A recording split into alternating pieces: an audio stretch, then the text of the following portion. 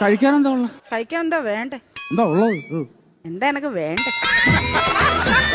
ഇത് തരൂന്ന് പറയാ. എന്തേലും തരുമോ? ചോദിച്ചാലും തരും. നീ ചോദിച്ചാലും നീ എന്ന് ചോദിക്ക്. എന്നാ പിന്നെ സതുദ്ദേശത്തോടെ ചോദിക്കുന്നെങ്കിൽ ഞാനങ്ങ് തരും. എന്റെ ഉദ്ദേശം വേറെ ആണെങ്കിൽ ചിലപ്പോ ഇത് കൊണ്ടും തരും.